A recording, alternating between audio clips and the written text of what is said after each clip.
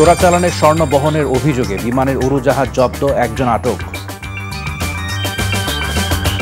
বিপুর ৯৮টি হিসাবে ৩,১৮২ কোটি টাকার লেনদেন, দুদকের মামলা, হাসিনা রেহানার বিরুদ্ধে অনুসন্ধান। ভারতের সাবেক প্রধানমন্ত্রী মনমোহন সিং আর নেই।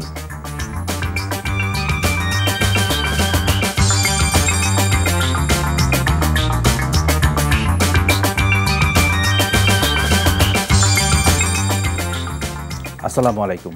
নজরুল ইসলাম বাবু স্বাগত জানাচ্ছি এনটিভির মধ্যরাতের খবরে। ক্রাউন সিমেন্ট শিরোনাম দেখছিলেন, এবার পুরো খবর। চোরাচালানের স্বর্ণ বহনের অভিযোগে চট্টগ্রাম শাহ আমানত আন্তর্জাতিক বিমানবন্দরে বিমান বাংলাদেশ এয়ারলাইন্সের একটি উড়োজাহাজ জব্দ করা হয়েছে। 2 কেজি স্বর্ণের বারসহ গ্রেপ্তার করা হয়েছে এক নারী যাত্রীকে। চট্টগ্রাম বিমানবন্দরে প্রথমবারের মতো কোনো বিমান জব্দের ঘটনা এটি। কাস্টমস কর্মকর্তারা জানান, বৃহস্পতিবার সকালে শাহ আমানত আন্তর্জাতিক বিমানবন্দরে সংযুক্ত আরব আমিরাত থেকে বিমান বাংলাদেশের একটি উড়োজাহাজ অবতরণ করে। এ সময় উড়োজাহাজটি জব্দ করার পাশাপাশি এনএসআইয়ের সহযোগিতায় একটি আসনের নিচ থেকে 2,60,00,000 টাকা মূল্যের স্বর্ণের বার জব্দ করা হয়। বারগুলো বিশেষ কায়দায় প্লাস্টিকের টেপ দিয়ে মোড়ানো ছিল। এ ঘটনায় ওই আসনের যাত্রী আতিয়া সামিয়াকেও গ্রেপ্তার করা হয়। তার বাড়ি রাজশাহীর বোয়ালিয়ায়। তিনি সংযুক্ত আরব আমিরাতে স্বর্ণের দোকানে বিক্রয়কর্মী হিসাবে কাজ করেন। ৩৬,৩৬,৯৭,০০০ টাকার অবৈধ সম্পদ এবং ৯৮টি ব্যাংক হিসাবে ৩,১৮১,৫৮,৮৩,০০০ টাকার অস্বাভাবিক লেনদেনের অভিযোগে সাবেক জ্বালানি প্রতিমন্ত্রী নসরুল হামিদ বিপুর বিরুদ্ধে মামলা করেছে দুর্নীতি দমন কমিশন। এছাড়া জ্ঞাত আয় বহির্ভূত সম্পদ অর্জনের অভিযোগে বিপুর স্ত্রী সীমা হামিদ ও ছেলে জারিফ হামিদের নামেও পৃথক মামলা করেছে সংস্থাটি। এসব মামলায়ও আসামি হয়েছে নসরুল হামিদ। প্রথম মামলার দুর্নীতি ও ঘুষের মাধ্যমে প্রাপ্ত অর্থ বা সম্পত্তির অবৈধ উৎস গোপন করার উদ্দেশ্যে হস্তান্তর, স্থানান্তর ও রূপান্তর করায় মানি লন্ডারিং প্রতিরোধ আইন ও দুর্নীতি প্রতিরোধ আইনে বিপুর বিরুদ্ধে অভিযোগ আনা হয়েছে। দ্বিতীয় মামলায় আসামি হয়েছে নসরুল হামিদ বিপু, তার ছেলে জারিফ হামিদ। এ মামলায় জারিফের বিরুদ্ধে 20,87,63,000 টাকার জ্ঞাত আয় বহির্ভূত সম্পদ অর্জনের অভিযোগ আনা হয়েছে। ক্ষমতার অপব্যবহার করে পূর্বাচল নতুন শহর প্রকল্পে 10 কাঠা করে 6টি প্লটে 60 কাঠা জমি বরাদ্দ নেওয়ার অভিযোগে শেখ হাসিনা ও শেখ রেহানা সহ তাদের পরিবারের 6 সদস্যের বিরুদ্ধে অনুসন্ধানে নেমেছে দুর্নীতি দমন কমিশন। বৃহস্পতিবার বিকেলে এক ব্রিফিংয়ে দুদকের মহাপরিচালক মোহাম্মদ আক্তার হোসেন বলেন, ক্ষমতার অপব্যবহার, নানা অনিয়ম ও দুর্নীতির মাধ্যমে রাজনৈতিক বিবেচনায় রাজুকের ঊর্ধ্বতন কর্মকর্তাদের যোগসাজশে তারা এ জমি বরাদ্দ নেন। সাবেক প্রধানমন্ত্রী শেখ হাসিনা ছাড়াও তার ছেলে সজীব আহমেদ ওয়াজেদ জয়, মেয়ে সাইমা ওয়াজেদ পুতুল, বোন শেখ রেহানা, রেহানার ছেলে রেদওয়ান মুজিব সিদ্দিকী ববি ও মেয়ে আজমিনা সিদ্দিকীর নাম রয়েছে।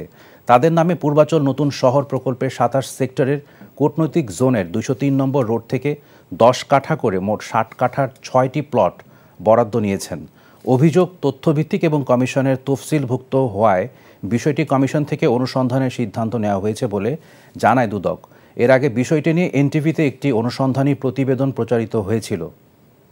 জনাব শেখ হাসিনা সাবেক প্রধানমন্ত্রী গণপ্রজাতন্ত্রী বাংলাদেশ সরকার ঢাকার বিরুদ্ধে ক্ষমতার অপব্যবহার, বিভিন্ন অনিয়ম ও দুর্নীতির মাধ্যমে রাজুকের ঊর্ধ্বতন কর্মকর্তাদের যোগসাজশে নিজ নামে তার ছেলে জনাব সজীব আহমেদ ওয়াজেদ জয়, তার মেয়ে জনাব সাইমা ওয়াজেদ পুতুল, ছোট বোন শেখ রেহানা, ছোট বোনের ছেলে জনাব রেদওয়ান মুজিব সিদ্দিকী ববি এবং ছোট বোনের মেয়ে জনাব আজমিনা সিদ্দিকার নামে পূর্বাচল নতুন শহর প্রকল্পের 27 সেক্টরের কূটনৈতিক জোনের 203 নং রোড হতে 10 কাঠা করে মোট 60 কাঠা 6টি প্লট বরাদ্দ নেয়ার অভিযোগের বিষয়ে অনুসন্ধানের সিদ্ধান্ত গৃহীত হয়েছে। নির্বাচনের মাধ্যমে গণতন্ত্র পুনঃপ্রতিষ্ঠার ক্ষেত্র তৈরি না করে রাজনৈতিক দলের সমালোচনা করছে অন্তর্বর্তী সরকারের অনেকে, এমন মন্তব্য করেছেন বিএনপির স্থায়ী কমিটির সদস্য নজরুল ইসলাম খান। এ সময় দলের সিনিয়র যুগ্ম মহাসচিব রিজভী আহমেদ অভিযোগ করেন, রাষ্ট্রীয় গোয়েন্দা সংস্থা নতুন দল গঠন করে নতুন ষড়যন্ত্রে নামছে। রাজধানীতে আয়োজিত আলোচনা সভায় বিএনপি নেতারা ষড়যন্ত্র মোকাবেলায় দ্রুত সময়ের মধ্যে জাতীয় নির্বাচন দেওয়ার দাবি জানান। নাজিবুর রহমানের রিপোর্ট। ঢাকা রিপোর্টার্স ইউনিটি মিলনায়তনে Rajshahi university nationalist ex student association আয়োজিত আলোচনা সভায় বিএনপির সিনিয়র যুগ্ম মহাসচিব রিজভী আহমেদ অভিযোগ করেন, রাষ্ট্রীয় গোয়েন্দা সংস্থা নতুন দল গঠনে সহযোগিতা করছে। এ সময় বিএনপির স্থায়ী কমিটির সদস্য নজরুল ইসলাম খান বলেন, গণতন্ত্র প্রতিষ্ঠায় মনোযোগী নয় অন্তর্বর্তীকালীন সরকার। প্রতিষ্ঠিত যেসব রাজনৈতিক দলগুলি তাদের সম্পর্কে কমেন্ট করা, সমালোচনা করার কি দরকার তাদের? তারা কি প্রতিপক্ষ আমাদের? আমরা তো মনে করি না তাদের প্রতিপক্ষ, এবং তারা আমাদের প্রতিপক্ষ হওয়ার যোগ্যও না। আমরা রাজনীতি করি, তারা তো রাজনীতি করে না, কাজে তারা আমার প্রতিপক্ষ হবে কেন? আমরা ইলেকশন করবো, তারা কি আমাদের বিরুদ্ধে ইলেকশন করবে? তাহলে প্রতিপক্ষ তো না আমাদের না। তাহলে মিশামিশি কেন এসব কথাবার্তা কিছু বলা হয়? আমরা শুনছি যে একটা রাজকীয় দল করার নাকি চেষ্টা চলছে, কিং পার্টি যেটাকে বলে। তো একই তো, মঈনুদ্দিন ফখরুদ্দিনরা যে চেষ্টা করেছেন, শেখ হাসিনা গোয়েন্দাদেরকে দিয়ে যে কাজ করছেন, এখনো তো আমরা সেটা শুনছি। গোয়েন্দা সংস্থার বিভিন্ন লোকরা বিভিন্ন এলাকায় গিয়ে মানুষজনকে বলছে যে অমুক অমুক লোকের সাথে আপনারা যোগাযোগ করুন। বৃহস্পতিবার জাতীয় প্রেস ক্লাবে গণতন্ত্র ফোরাম আয়োজিত অবস্থান কর্মসূচিতে যোগ দেন বিএনপি চেয়ারপারসনের উপদেষ্টা জয়নুল আবেদিন ফারুক। হাসিনার দোসররা এখনও সচিবালয়ে বসে আছেন বলে অভিযোগ করেন তিনি। এই 4 মাস অতিবাহিত হলো, এখনো শেখ হাসিনার দোসররা কি করে সচিবালয়ে বিভিন্ন মন্ত্রণালয়ে চাকরি করে। স্বরাষ্ট্র উপদেষ্টার কাছে আজকের মধ্যেই জানতে চাই, এখনো কেন যারা আগুনের সাথে সম্পৃক্ত তাদেরকে গ্রেপ্তারের আইনের আওতায় আনা হলো না। ষড়যন্ত্র মোকাবেলায় দ্রুত সময়ের মধ্যে জাতীয় নির্বাচনের দাবি জানান বিএনপি নেতারা। Najibur Rahman, NTV news, Dhaka.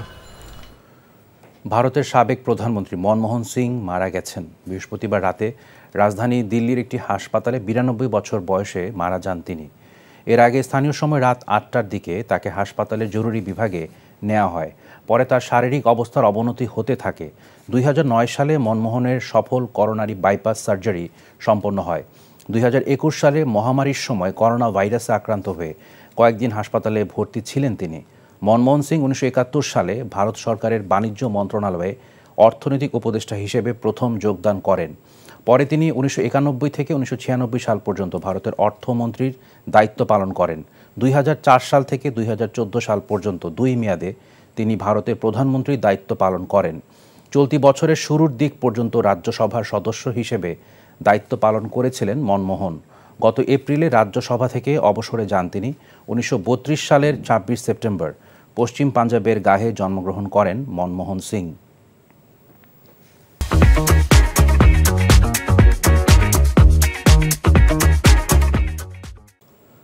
হবিগঞ্জের মাধবপুরে ট্রাক ভর্তি 1,14,00,000 টাকার ভারতীয় কসমেটিক্স ও জিরা জব্দ করেছে বিজিবি।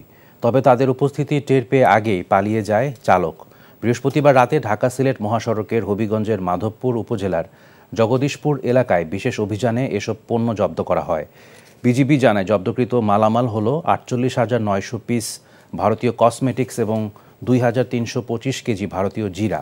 পরে আটক মালামাল জেলা কাস্টমস অফিসে জমা দেওয়া হয়। চোরাচালান বিরোধী অভিযান অব্যাহত থাকার কথা জানিয়েছে বিজিবি। 5 অগস্ট বৈষম্য বিরোধী আন্দোলনের সময় আশুলিয়ায় 6 জনের মরদেহ পুড়িয়ে ফেলার ঘটনায় পুলিশ সদস্য মুকুল চোকদারকে গ্রেপ্তার দেখিয়ে কারাগারে পাঠিয়েছেন ট্রাইব্যুনাল। বিচারপতি গোলাম মর্তুজা মজুমদারের নেতৃত্বাধীন 3 সদস্যের ট্রাইব্যুনাল বৃহস্পতিবার এই আদেশ দেন। তবে কিশোরগঞ্জে গ্রেপ্তার এ মামলার আরেক আসামি এসআই মালেককে বৃহস্পতিবার ট্রাইব্যুনালে হাজির করা হয়নি। এর আগে গত মঙ্গলবার জুলাই আগস্টে বৈষম্য বিরোধী আন্দোলনের সময় আশুলিয়ায় 6 জনকে পুড়িয়ে ফেলার ঘটনায় সাবেক সংসদ সদস্য সাইফুল ইসলাম ও 4 পুলিশ কর্মকর্তার বিরুদ্ধে গ্রেপ্তারি পরোয়ানা জারি করে ট্রাইব্যুনাল। এরপর দুজনকেই গ্রেপ্তার করেন পুলিশ। এদিকে জুলাই আগস্ট গণহত্যায় শেখ হাসিনা নির্দেশ দিয়েছিলেন, এটা এরই মধ্যে উঠে এসেছে তদন্ত সংস্থার রিপোর্টে। সামনে এটা নিয়ে আরও প্রমাণ মিলবে বলেও জানান তিনি। 26 জানুয়ারি মুকুলকে ফের হাজির করা হবে ট্রাইব্যুনালে। দুজনকে গতকালকে গ্রেপ্তার করা হয়েছে। তার একজন হচ্ছে কনস্টেবল মুকুল চোকদার। যদিও সে মুকুল চোকদার একজন কনস্টেবল, কিন্তু যেহেতু সেই ভয়াবহ ঘটনার সাথে সম্পৃক্ত, তার বিরুদ্ধে আমরা গ্রেপ্তারি পরোয়ানা জারি করার মাত্রই ওই দিনই পুলিশ তাকে গ্রেপ্তার করতে সক্ষম হয়। গতকালকে যেহেতু বন্ধের দিন ছিল, আজকে তাকে আদালতে সোপর্দ করা হয় এবং আমরা তার ব্যাপারে যে প্রাথমিক তথ্য প্রমাণ সেটা আদালতকে জানিয়েছি। জানানোর পরে তাকে কারাগারে পাঠানোর নির্দেশ দেওয়া হয়েছে। গুজব ও ভুল তথ্য প্রতিরোধে গণমাধ্যম গুরুত্বপূর্ণ ভূমিকা পালন করছে বলে মন্তব্য করেছেন পররাষ্ট্র সচিব মোহাম্মদ জসিমউদ্দিন। রাজধানীর ফরেন সার্ভিস একাডেমিতে প্রথমবারের মতো diplomatic correspondents association Bangladesh DCAB আয়োজিত মিডিয়া অ্যাওয়ার্ড প্রদান অনুষ্ঠানে তিনি এমন মন্তব্য করেন। ভুয়া, অপতথ্য, গুজব ও মিথ্যা সংবাদ মোকাবেলায় কূটনৈতিক সংবাদদাতাদের সঠিক তথ্য তুলে ধরার উপর গুরুত্বারোপ করেন পররাষ্ট্র সচিব। তিনি বলেন, আন্তর্জাতিক অঙ্গনে দেশের পররাষ্ট্রনীতির সঠিক অবস্থান তুলে ধরতে কূটনৈতিক সংবাদদাতারা গুরুত্বপূর্ণ ভূমিকা পালন করছে। মিডিয়া অ্যাওয়ার্ড জয়ী কয়েকজন সাংবাদিকের হাতে এ সময় সম্মাননা ক্রেস্ট তুলে দেন পররাষ্ট্র সচিব। যাচাইকৃত তথ্য এবং অসত্য দাবির মধ্যে পার্থক্য নির্ধারণে আপনাদের অবদান অত্যন্ত মূল্যবান। আমি দৃঢ়ভাবে বিশ্বাস করি আমাদের এই দীর্ঘস্থায়ী অংশীদারিত্ব বাংলাদেশের আন্তর্জাতিক সম্পর্ককে আরও শক্তিশালী করবে এবং দেশের অগ্রগতি ও আমাদের সম্মিলিত স্বপ্ন বাস্তবায়নে গুরুত্বপূর্ণ ভূমিকা রাখবে। সকল ক্যাডারের সমতা বিধান এবং জনপ্রশাসন সংস্কার কমিশন প্রস্তাবিত শিক্ষা ও স্বাস্থ্য ক্যাডারকে সিভিল সার্ভিসের বহির্ভূতকরণের প্রতিবাদে মানববন্ধন করেছে আন্তঃ ক্যাডার বৈষম্য নিরসন পরিষদ। বৃহস্পতিবার রাজধানীর শিক্ষা ভবনের সামনে এই কর্মসূচি পালন করা হয়। এ সময় বক্তারা জনপ্রশাসন সংস্কার কমিশনের শিক্ষা ও স্বাস্থ্য ক্যাডারকে সিভিল সার্ভিস হতে আলাদা করার সুপারিশের প্রতিবাদ জানান। দাবি জানান উপসচিব পদে সকল কোটা বাতিলের। এছাড়া সংশ্লিষ্ট মন্ত্রণালয় স্ব ক্যাডারের কর্মকর্তা দ্বারা পরিচালনার দাবিও জানান তারা। মানববন্ধন থেকে সচিবালয়ে অগ্নিকাণ্ডের ঘটনায় দায়ীদের চিহ্নিত করে বিচারের আওতায় আনার আহ্বান জানানো হয়। বিশেষ সাধারণ শিক্ষা ক্যাডারের যৌক্তিক দাবিসমূহ সম্পর্কে আমরা সকলেই সচেতন আছি।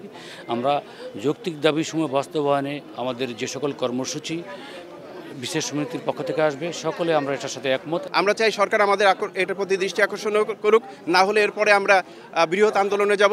টোটাল বাংলাদেশের 25টি ক্যাডার নিয়ন্ত্রিত যত প্রতিষ্ঠান আছে সবগুলি স্থবির হয়ে যাবে। আমরা সেই দিকে যেতে চাই না। 20টি রাজনৈতিক দলের অংশগ্রহণে আগামী 27 ও 28 ডিসেম্বর জাতীয় সংলাপের উদ্যোগ নিয়েছে ফোরাম ফর বাংলাদেশ স্টাডিজ। বৃহস্পতিবার রাজধানীর কৃষিবিদ ইনস্টিটিউশন কমপ্লেক্সে ঐক্য, সংস্কার, নির্বাচন শিরোনামে এক সংবাদ সম্মেলনের আয়োজন করে ফোরাম ফর বাংলাদেশ স্টাডিজ। এ সময় সংগঠনটির সদস্য সালেউদ্দিন জানান, আগামী 2 দিন সকাল থেকে সন্ধ্যা পর্যন্ত কৃষিবিদ ইনস্টিটিউশন কমপ্লেক্সে মোট 6টি পৃথক অধিবেশনে আয়োজিত হবে এই জাতীয় সংলাপ। তিনি বলেন, ফ্যাসিবাদের সমর্থক রাজনৈতিক দল বাদে প্রায় সবাইকে সংলাপে আমন্ত্রণ জানানো হয়েছে। রাজনৈতিক দলসমূহের শীর্ষ নেতৃবৃন্দ, সরকারের উপদেষ্টাগণ, নাগরিক সমাজ ও বিভিন্ন শ্রেণী পেশার প্রতিনিধিগণ এবং ছাত্র নেতৃবৃন্দ অংশ নেবেন বলে জানান তিনি। অন্তর্বর্তী সরকারের প্রধান উপদেষ্টা প্রফেসর ডক্টর মোহাম্মদ ইউনূস এই আয়োজনে প্রধান অতিথির বক্তব্য রাখবেন বলে জানান আয়োজকরা।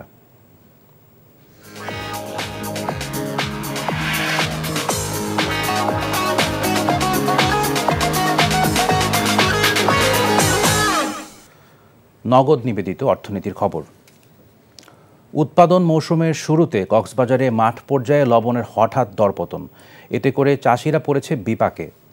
লবণের দরপতনের জন্য মিল সিন্ডিকেটের কারসাজিকে দায়ী করেছেন লবণ চাষিরা। তারা বলছেন, মন প্রতি 200 থেকে 250 টাকা বেচাকেনা হচ্ছে লবণ। 1 মণ লবণ উৎপাদনে মাঠ পর্যায়ে খরচ হয় 350 টাকা থেকে 400 টাকা। বিসিকের দেয়া তথ্য মতে কক্সবাজার ও চট্টগ্রামের বাঁশখালী অঞ্চলের 68,000 একর জমিতে এ মৌসুমে লবণ চাষ হচ্ছে। কাতারে বিজয় মেলায় ফ্রেন্ডস ইউনিটির পুরস্কার বিতরণ ও সম্মাননা প্রদান অনুষ্ঠিত হয়েছে। এতে কাতারের বাংলাদেশ স্কুল ও কলেজের ছাত্রছাত্রীদের গ্রীষ্মকালীন অনলাইন সাংস্কৃতিক প্রতিযোগিতা 2024 পুরস্কার বিতরণ এবং অত্র প্রতিষ্ঠানে 2023 সালের জিপিএ 5 প্রাপ্ত এসএসসি ও এইচএসসি ও 2024 সালের এসএসসিতে জিপিএ 5 প্রাপ্ত কৃতি শিক্ষার্থীদের সংবর্ধনা দেওয়া হয়। কাতার প্রতিনিধি আমিনুল হক কাজল জানান, বাংলাদেশ দূতাবাস কাতার ও স্কুল কর্তৃপক্ষের যৌথ আয়োজনে বিজয় মেলার মঞ্চে অনুষ্ঠিত এই আয়োজনে প্রধান অতিথি ছিলেন কাতারে নিযুক্ত রাষ্ট্রদূত জনাব মোহাম্মদ নজরুল ইসলাম। বিশেষ অতিথি কলেজের পরিচালক অবসরপ্রাপ্ত লেফটেন্যান্ট কমোডর আনোয়ার খুরশিদ সহ অন্যরা উপস্থিত ছিলেন।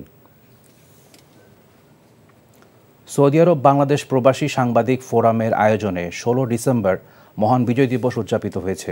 সকল প্রবাসীদের ঐক্যবদ্ধ হয়ে কাজ করার উদাত্ত আহ্বান জানান বাংলাদেশ প্রবাসী সাংবাদিক ফোরামের প্রধান উপদেষ্টা। অনুষ্ঠানের প্রধান অতিথি সানসিটি পলিক্লিনিকের ব্যবস্থাপনা পরিচালক আবদুল্লাহ আল মামুন। আয়োজিত অনুষ্ঠান বাংলাদেশ প্রবাসী সাংবাদিক ফোরামের সাধারণ সম্পাদক ও বর্ণ টিভির প্রতিষ্ঠাতা ফকির আল আমিন তার সঞ্চালনায় সভাপতিত্ব করেন সৌদি আরব বাংলাদেশ প্রবাসী সাংবাদিক ফোরামের প্রতিষ্ঠাতা সভাপতি ও NTV bureau chief Faruk Ahmed চান। কোরআন তেলাওয়াত ও জাতীয় সঙ্গীতের মাধ্যমে অনুষ্ঠান শুরু করে শহীদদের প্রতি বিনম্র শ্রদ্ধা ও রুহের মাগফিরাত কামনায় অনুষ্ঠান শেষ করা হয়। আগামী ফেব্রুয়ারিতে আবারও চালু হবে আরব আমিরাতের ভিসা, এমনটি জানিয়েছেন বাংলাদেশে নিযুক্ত দেশটির রাষ্ট্রদূত আবদুল্লাহ হামুদি। এছাড়া বাংলাদেশিদের ভিসা সংক্রান্ত সমস্যা দ্রুত সুরাহার আশ্বাস দিয়েছেন তিনি। দুবাইয়ে নবনিযুক্ত রাষ্ট্রদূত মুশফিকুল ফজল আনসারিকে দেয়া এক সংবর্ধনা অনুষ্ঠানে এসব কথা বলেন তিনি। আরব আমিরাত প্রতিনিধি মামুনুর রশিদের পাঠানো তথ্যচিত্রে বিস্তারিত জানাচ্ছেন শাহাদাত শাওন। সংযুক্ত আরব আমিরাতে দীর্ঘদিন ধরে চলা ভিসা জটিলতার অবসান হতে যাচ্ছে। বাংলাদেশ থেকে প্রবাসী কর্মী ও ট্যুরিস্ট ভিসা আবার চালু হওয়ার বিষয়ে আশাবাদ ব্যক্ত করেছেন বাংলাদেশে নিযুক্ত দেশটির রাষ্ট্রদূত আবদুল্লাহ হামুদি। দুবাইয়ের এক সংবর্ধনা অনুষ্ঠানে দেওয়া বক্তব্যে এমন আশার বাণী শোনান তিনি। Hopefully gradually will be open. I came back to discuss with my authority, but inshallah, hopefully January, February, sometime next year.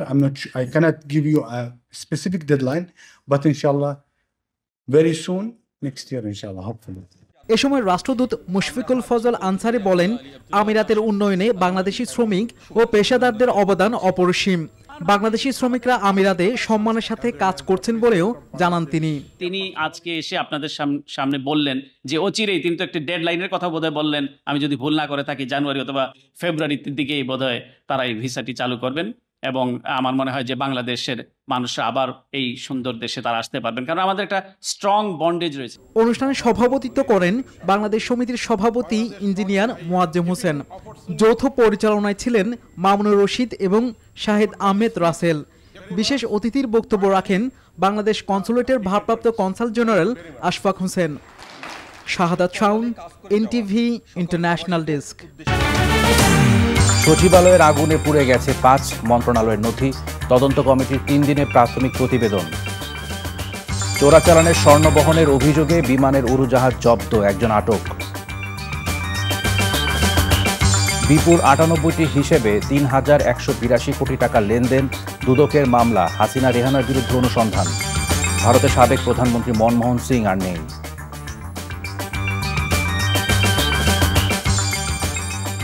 এই ছিল মধ্যরাতের খবরে। এই খবরের ভিডিও সহ আপডেট জানতে ভিজিট করুন এনটিভি অনলাইন www.ntvbd.com। এছাড়াও এনটিভির জনপ্রিয় সব অনুষ্ঠান ও খবরের আপডেট জানতে ভিজিট করুন আমাদের ইউটিউব ও ভেরিফাইড ফেসবুক পেজ। সকাল 7:30টায় সকালের খবর দেখার আমন্ত্রণ রইল। ধন্যবাদ সবাইকে।